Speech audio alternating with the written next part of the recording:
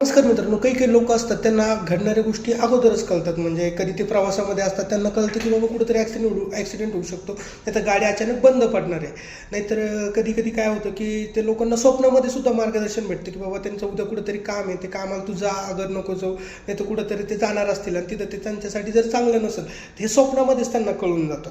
नाही तर कुठं कुठं ते गेलेत आणि समजा एखाद्या ठिकाणी गेल्यानंतर त्यांना असं वाटतं ही गोष्ट अगोदर पण घडलेली आहे माझ्या आयुष्यामध्ये, नाहीतर ही व्यक्ती मी पाहिलेली आहे. कळलं का?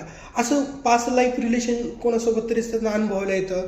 नाही तर थोडंसं सिक्स सेन्स त्यांचा एकदम स्ट्रॉंग असतो थोडक्यामध्ये ह्या गोष्टीमध्ये. कळलं का? तर ह्या गोष्टी आपल्यामध्ये त्यांच्यामध्ये याच्या इतका फरक का असतो?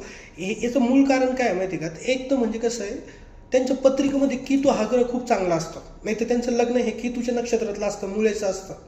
कळलं का? फॉर एक्झाम्पल मूळ आहे, समजा केतूचं नक्षत्र आहे, तर मूळ लग्न नक्षत्रातलं एखादं कोणी असेल आणि त्याचं चंद्र पण असेल आणि लग्न पण धनु असेल, तर असे लोक तुम्हाला सांगतो सिक्स सेन्स खूप स्ट्रॉंग असतो. नाही तर ज्यांचं पत्रिकेमध्ये गुरु उच्चीच आहे 12व्या स्थानामध्ये, अष्टम स्थानामध्ये, तर अशा लोकांच्या बाबतीत पण हे खूप चांगलं असतं.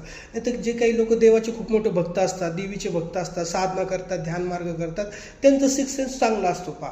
आणि हा सिक्स सेन्स त्यांना कधी पण एखाद्या घडणाऱ्या गोष्टींपासून, वाईट गोष्टींपासून त्यांना सावध करत असतो.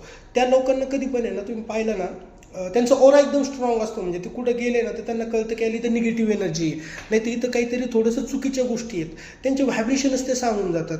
आणि ते लकी पण पर्सन खूप असतात. म्हणजे समजा एखाद्या दुकानामध्ये गिराईकच नाही, नाही तर गर्दीच नाही, एखाद्या हॉटेलमध्ये कुणीच नाही आलेलं, मोकळं हॉटेल आहे समजा, आणि जस्ट ते तिथं जातात आणि लगेच तेवढं गिराईक यायला सुरुवात होते, नाही तर हॉटेलमध्ये ऑर्डर यायला सुरुवात होते आणि ती गोष्ट जोमाने चालायला सुरुवात होते. कळलं का? तर त्यांच्या पायामध्ये लक्ष्मी पण असते. म्हणजे जिथं जातील ना तिथं ते पैसा घेऊनच जातात. असे खूप लोक असतात. तर हे कसं आहे, केतू हा ग्रह याचा कारक आहे पाच सिक्स सेन्सचा. जेवढं तुमच्या पत्रिकेत केतू चांगला असेल ना तर या गोष्टी होतील, आणि नसेल तर तुम्ही थोडं देवधर्माच्या मार्गाला लागा. जितकं तुम्ही देवधर्म करताल, थोडंफार पूजापाठ करताल, नाही पूजापाठ जमली तर थोडं ध्यान धारणा करा.